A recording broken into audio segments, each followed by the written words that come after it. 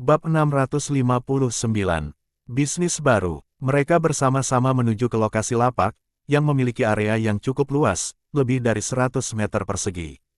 Para pengawal berpakaian seperti orang biasa dan ditempatkan di sekitar area untuk menjaga keamanan. Lin Hai dan yang lainnya mulai bekerja, menata barang-barang hadiah untuk permainan melempar lingkaran. Mereka juga memasang tali di sekeliling area untuk mencegah orang masuk sembarangan. Permainan ini harus dimainkan dari luar tali. Melihat begitu banyak barang dipajang di tanah, beberapa orang yang lewat merasa penasaran. Mereka berhenti untuk melihat apa yang sedang terjadi. Kenapa barang-barang ini dipajang begitu berantakan? Bagaimana caranya orang memilih barang seperti ini? Akhirnya seseorang bertanya. Lin Hai memang sudah menunggu ada yang bertanya, lalu menjelaskan dengan tersenyum, ini bukan barang dagangan biasa. Ini adalah permainan untuk bersenang-senang. Anda hanya perlu berdiri di luar tali ini dan melemparkan lingkaran ini ke arah barang yang ingin Anda dapatkan. Jika lingkaran berhasil mengenai barangnya, Anda bisa membawanya pulang. Biayanya hanya 1 koin tembaga per lemparan. Harganya sangat murah. Jika tertarik, silakan coba. 1 koin saja, Anda tidak akan rugi. Kalau berhasil, Anda bisa untung besar. Kalau tidak berhasil, anggap saja sedang bermain. Mendengar permainan yang begitu unik, banyak orang menjadi tertarik. Lagi pula, hanya 1 koin tembaga, bukan jumlah yang berarti. Yang menarik perhatian mereka adalah barang-barang yang dipajang di tanah. Bahkan barang yang paling murah pun bernilai belasan koin tembaga, sementara barang yang lebih mahal bisa mencapai puluhan hingga ratusan koin tembaga. Kalau bisa menang meskipun hanya 1 dari 10 kali percobaan, itu masih akan tetap menguntungkan. Selain itu, permainan ini terlihat menyenangkan, sehingga menambah rasa penasaran mereka. Seorang pria kembali bertanya, apa benar seperti itu? Kalau aku berhasil dengan lingkaran ini, aku benar-benar bisa membawa barang itu pulang. Tentu saja, siapapun yang bermain harus siap menerima hasilnya. Bahkan jika hanya dengan 1 koin tembaga Anda berhasil mendapatkan barang seharga 100 koin, Anda tetap bisa membawanya pulang. Tapi aku harus mengingatkan, jika Anda tidak berhasil, maka uang Anda tidak akan dikembalikan, jawab Lin Hai dengan senyuman. Menarik juga, beri aku 10 lingkaran. Aku tidak percaya kalau dari 10 kali aku tidak bisa mendapatkan 1 pun. Kata seorang pria sambil menyerahkan 10 koin tembaga kepada Lin Hai. Lin Hai menerima uang dari pria itu dan menyerahkan 10 lingkaran kepadanya. Anda adalah pelanggan pertama aku. Semangat ya, semoga berhasil mendapatkan barang yang berharga. Ujar Lin Hai sambil menyemangati pria itu. Pria itu mengambil lingkaran-lingkaran tersebut dan mulai melemparkannya ke arah barang yang diincarnya. Namun, ternyata tidak semudah kelihatannya. Pada lemparan pertama, lingkarannya bahkan tidak menyentuh barang apapun, jatuh di tanah kosong. Lin Hai tersenyum dan memberikan tips, jangan terburu-buru di awal. Cobalah untuk menargetkan barang yang lebih dekat terlebih dahulu, itu lebih mudah. Setelah terbiasa, Anda bisa mencoba barang yang lebih jauh dan lebih berharga. Anggap saja ini salah satu triknya. Aku baru pertama kali bermain, kalau sering mencoba, aku pasti akan lebih terlatih. Jawab pria itu dengan penuh semangat. Ia kembali mencoba dan melempar 2 lingkaran berikutnya, tetapi masih gagal. Namun, pada lemparan keempat, ia berhasil. Salah satu lingkarannya tepat mengenai sebuah pajangan porselen yang bernilai lebih dari 30 koin tembaga. Pria itu langsung melompat kegirangan. Aku berhasil, itu milikku, serunya sambil melompat-lompat. Lin Hai tersenyum dan berkata, tenang saja, aku adalah pedagang yang sangat menjunjung kepercayaan. Jika Anda bisa mendapatkan semua barang di sini, Anda tetap bisa membawa semuanya pulang. Lin Hai mengambil pajangan porselen yang berhasil didapatkan pria itu, menyerahkannya dengan senyuman, dan berkata dengan suara lantang, hanya 1 koin tembaga per lemparan, barang apapun yang berhasil Anda dapatkan, langsung bisa dibawa pulang. Melihat pria itu hanya menghabiskan 4 koin tembaga untuk mendapatkan barang bernilai 30 koin, para penonton yang berdiri di sekitar mulai merasa tergoda. Tidak hanya menarik untuk dimainkan, tetapi juga ada peluang besar untuk mendapatkan barang yang berharga. Beberapa orang langsung mengeluarkan uang untuk membeli lingkaran. Ada yang hanya membeli 2 atau 3, tetapi ada juga yang lebih berani dan mengeluarkan potongan perak kecil untuk membeli puluhan lingkaran sekaligus. Semakin banyak orang yang mencoba, semakin sering hadiah didapatkan. Hal ini membuat orang-orang lain yang melihat menjadi iri dan tertarik untuk ikut bermain. Kerumunan di depan lapak semakin ramai, dan suasana menjadi sangat meriah. Lin Hai dan kelompoknya menjadi semakin sibuk. Mereka tidak hanya harus menjual lingkaran, tetapi juga mengumpulkan lingkaran yang telah dilempar dan menata ulang barang-barang yang berhasil didapatkan pemain. Melihat betapa mudahnya menghasilkan uang dengan cara ini, Kiaoer dan Lin Ruoxue juga ikut sibuk membantu, menikmati suasana yang penuh semangat meskipun beberapa orang berhasil mendapatkan hadiah, namun peluang untuk memenangkan barang masih cukup kecil. Sebagian besar orang hanya bermain untuk kesenangan, dan jika gagal, mereka akan membeli lebih banyak lingkaran atau sekadar berdiri melihat orang lain mendapatkan hadiah dengan iri. Semakin ramai suasananya, semakin banyak orang berkumpul untuk menonton. Melihat ada yang berhasil memenangkan hadiah dan mendapatkan barang dengan harga murah, banyak dari mereka yang tidak tahan dan ingin mencoba peruntungan. Lin Hai dan timnya mulai kewalahan.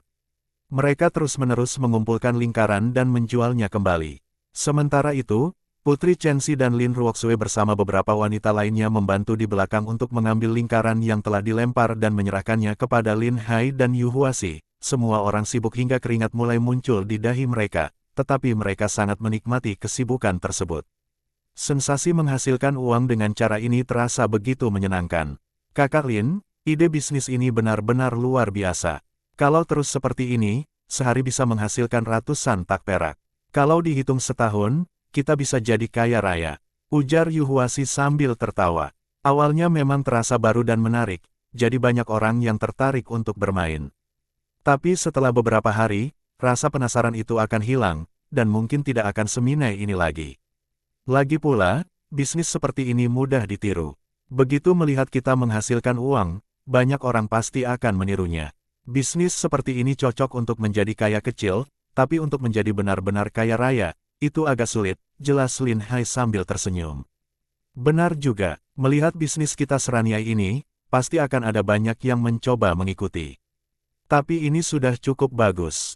Hanya dengan membeli beberapa barang kecil, dalam sehari kita sudah bisa balik modal, dan setelah itu semuanya adalah keuntungan. Bagi masyarakat biasa, bisnis ini sudah sangat menguntungkan, kata Yu Huaxi sambil mengangguk setuju, karena bisnis ini terlalu laris, barang-barang hadiah yang mereka beli sudah hampir habis. Lin Hai meminta Liu Ergo untuk segera membeli lebih banyak barang. Jika hadiah yang ditawarkan terlalu sedikit, daya tarik bagi pelanggan akan berkurang, dan bisnis mereka mungkin tidak akan seramai ini. Liu Ergo langsung menyanggupi dan membawa beberapa orang untuk membeli lebih banyak barang. Tugas ini cukup mudah. Mereka hanya perlu menemukan pedagang barang kecil dan membeli seluruh dagangannya. Dengan membeli dalam jumlah besar, mereka juga bisa mendapatkan diskon, sehingga lebih hemat. Saat Lin Hai sedang sibuk, tiba-tiba terdengar suara teriakan keras.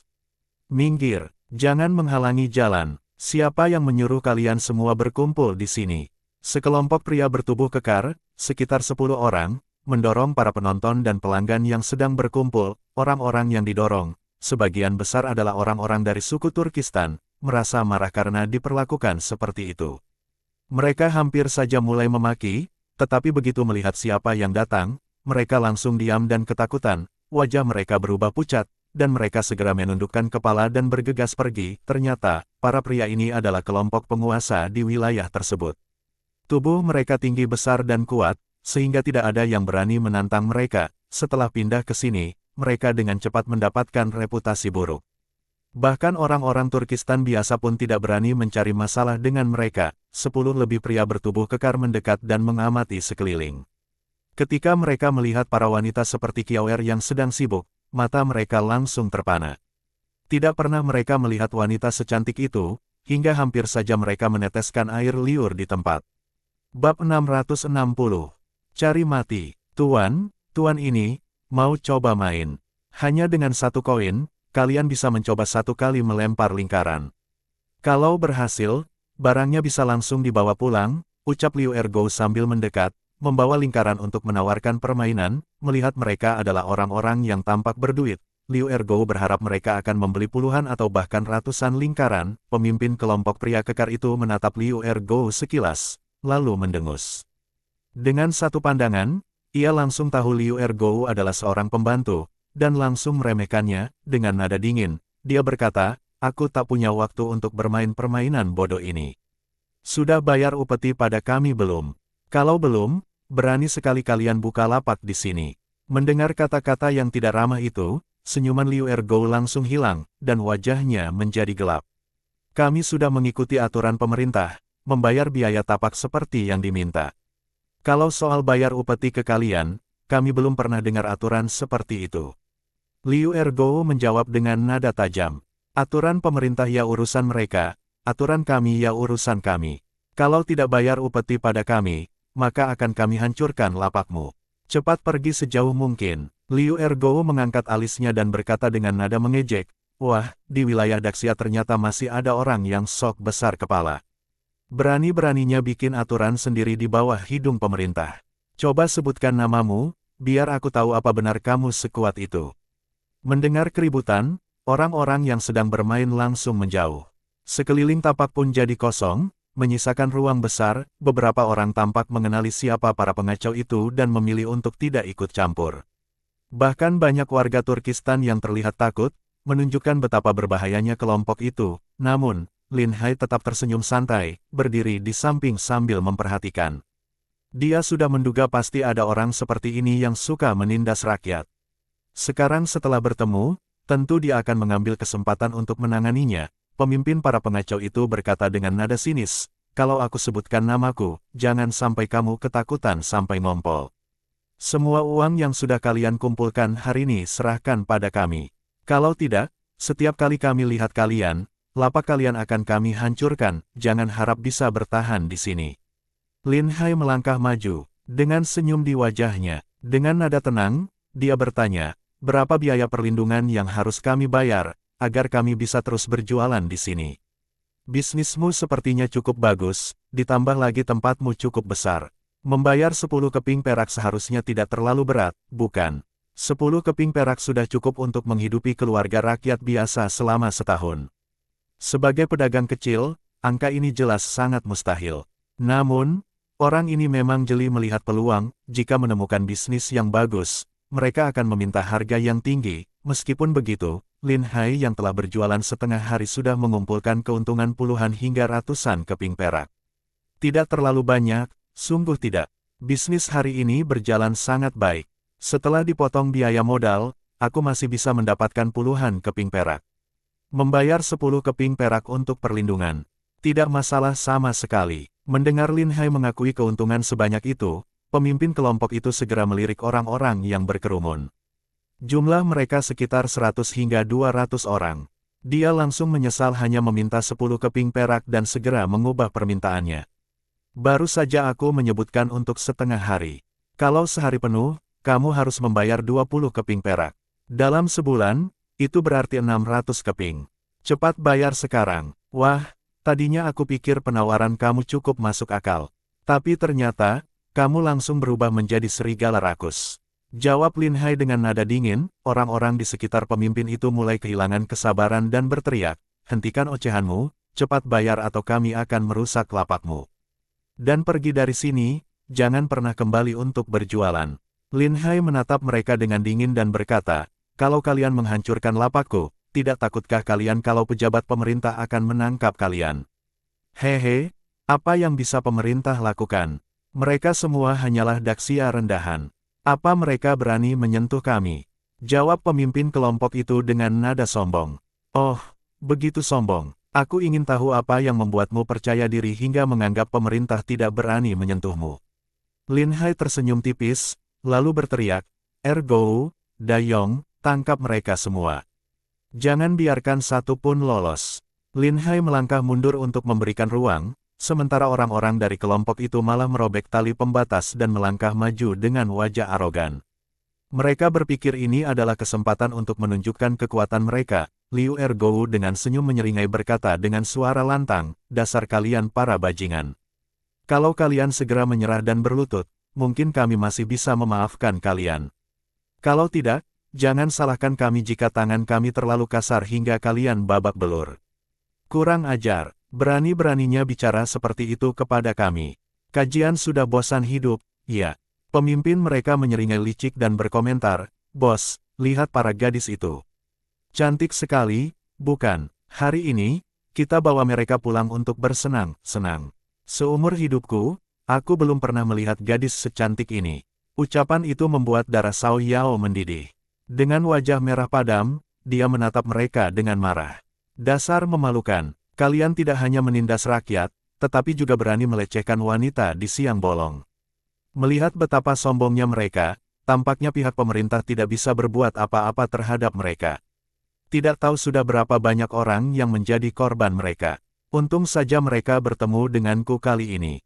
Jika itu wanita lain, bukankah sudah pasti mereka akan menjadi korban? Xiao Yao menggigit giginya, dan berkata dengan penuh amarah, Dayong, Ergou, beri mereka pelajaran. Jangan sungkan, siap, Nyonya, jangan khawatir, kami tidak akan menahan diri.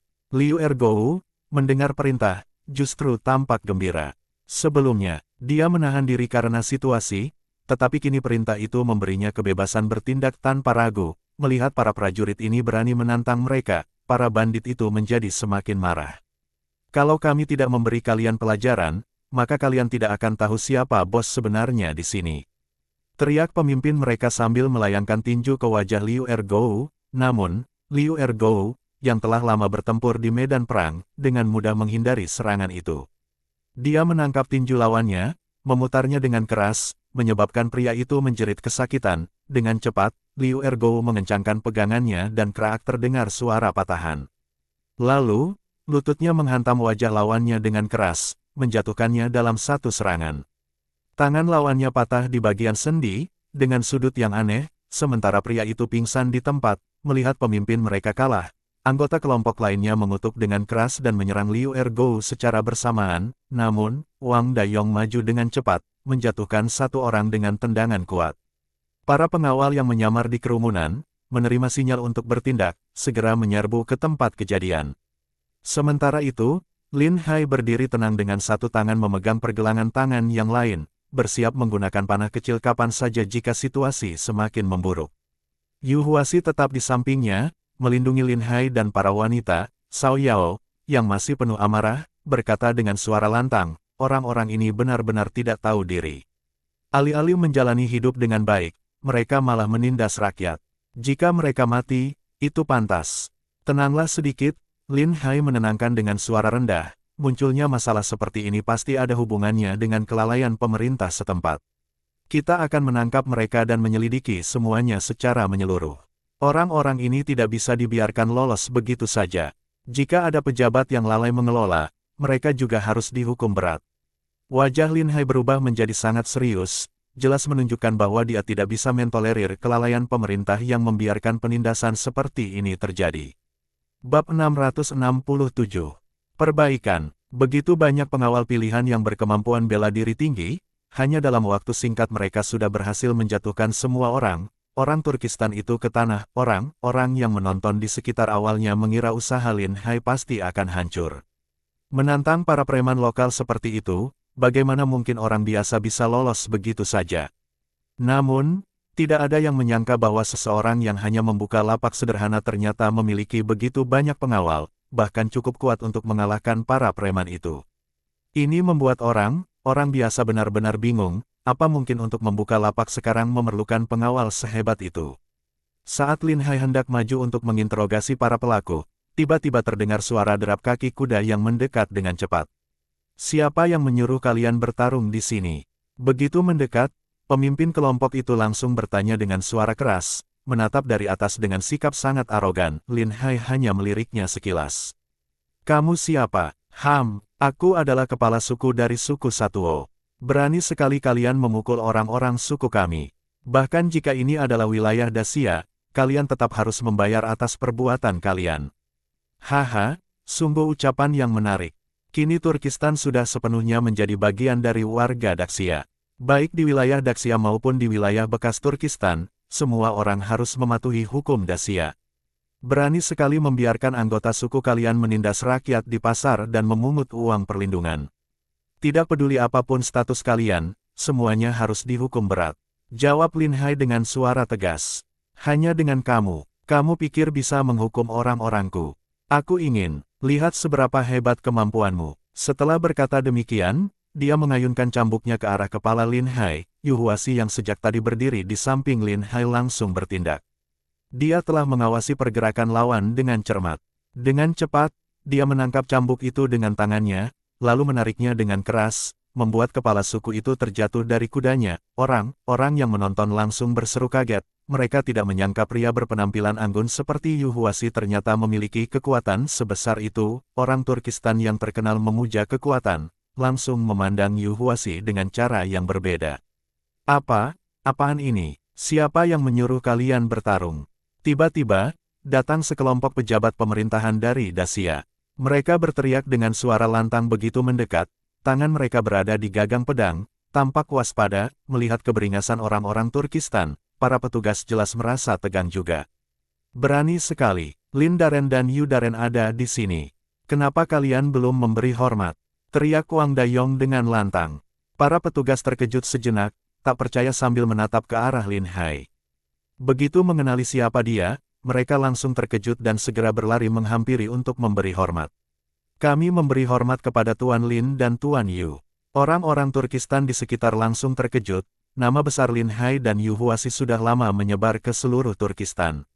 Kedua orang ini memimpin pasukan yang menghancurkan Tibet dan Turkistan, sehingga nama mereka sangat terkenal. Namun, saat melihat mereka secara langsung, orang-orang Turkistan itu tak menyangka bahwa keduanya masih begitu muda, apalagi dengan penampilan mereka yang seperti sarjana, sama sekali berbeda dengan bayangan mereka.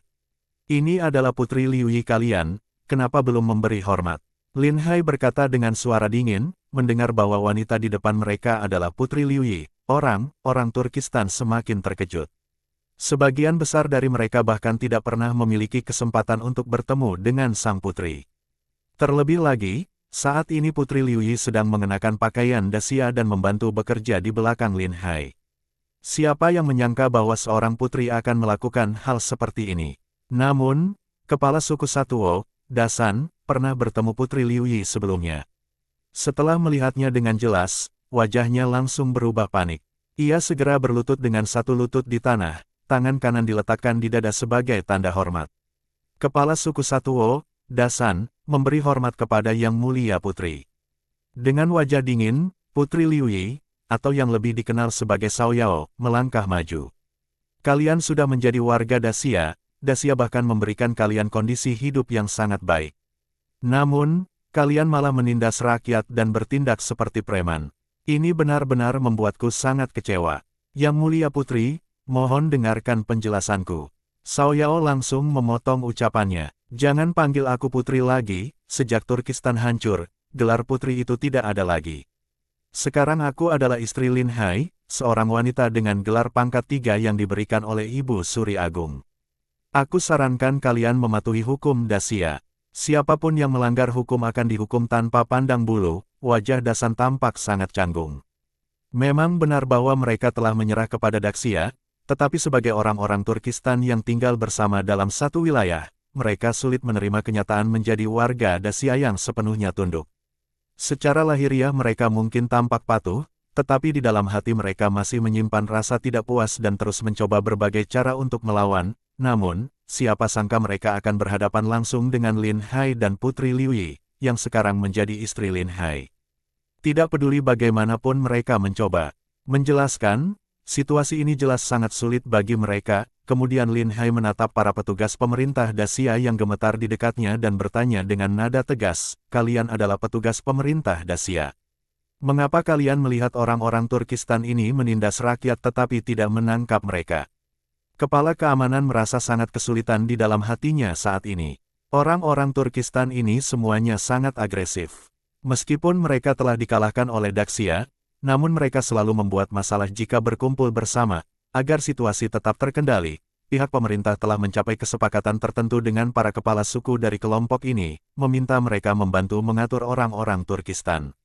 Selama masalah yang mereka buat tidak terlalu besar, biasanya akan dibiarkan begitu saja. Selain itu, bukan hanya di tempat orang Turkistan, bahkan di kota-kota Dacia lainnya, preman seperti ini juga ada, dan mereka juga suka menindas rakyat kecil. Penjajah dimanapun biasanya harus membayar uang keamanan, karena sudah terbiasa dengan situasi seperti ini, mereka tidak merasa ada yang salah. Lagi pula, para pedagang di sini bisa mendapatkan cukup banyak keuntungan. Memberikan sebagian kepada para preman Turkistan sebagai uang keamanan sudah dianggap wajar, namun, situasi berubah total karena hal ini diketahui oleh Lin Hai. Yang Mulia sedang bertanya kepada kalian, kenapa kalian tidak segera menjawab dengan jujur? Jika terbukti kalian bekerja sama dengan para preman ini untuk menindas rakyat, maka bukan hanya jabatan kalian yang akan dicabut, tetapi kalian juga akan dihukum sesuai dengan hukum. Suara keras dari Wang Dayong membuat para petugas pemerintah langsung berlutut ketakutan. Tolong ampuni kami, Yang Mulia. Kami benar-benar tidak pernah menerima uang dari mereka. Dengan rasa terpaksa, Kepala Keamanan mengungkapkan seluruh kebenaran, raut wajah Lin Hai menjadi sangat muram. Kalian telah diangkat untuk melayani istana, artinya tugas kalian adalah menjadi pelindung bagi rakyat. Tapi kalian malah memilih untuk berkompromi dengan preman demi kemudahan kalian sendiri. Kalau begitu, tidak ada gunanya kalian tetap memegang jabatan ini. Lebih baik kalian pulang ke desa dan menjadi petani saja. Mendengar ancaman untuk dicopot dari jabatan, para petugas pemerintah langsung panik. Mereka berlutut dan memohon ampun sambil terus-menerus membenturkan kepala ke tanah. Yang Mulia, tolong ampuni kami. Kami berjanji tidak akan pernah melakukannya lagi. Kami bersumpah tidak pernah menerima satu keping uang pun. Mulai sekarang, kami akan menegakkan hukum dengan adil, tidak peduli siapapun yang melanggar. Lantai tanah yang keras sudah penuh dengan darah dari kepala mereka yang terbentur, menciptakan pemandangan yang sangat memilukan. Cukup, cukup, berhenti membenturkan kepala kalian. Untuk saat ini, jabatan kalian tetap dipertahankan. Tapi kalian tetap harus menerima hukuman. Masing-masing dari kalian harus kembali ke kantor dan menerima hukuman 10 cambuk, sebagai peringatan agar bekerja lebih baik ke depannya. Terima kasih, Yang Mulia. Mendengar bahwa jabatan mereka tetap dipertahankan, para petugas pemerintah itu akhirnya merasa lega. Mereka menerima hukuman cambuk sebagai konsekuensi yang pantas. Pengawal, tangkap semua preman ini dan lakukan interogasi ketat. Periksa berapa banyak uang yang telah mereka ambil dari rakyat. Hukum mereka sesuai dengan aturan yang berlaku. Untuk memberi peringatan kepada yang lain, bahwa mereka berkeliling kota untuk dipertontonkan selama 1 hari penuh. Lin Hai memberi perintah dengan tegas.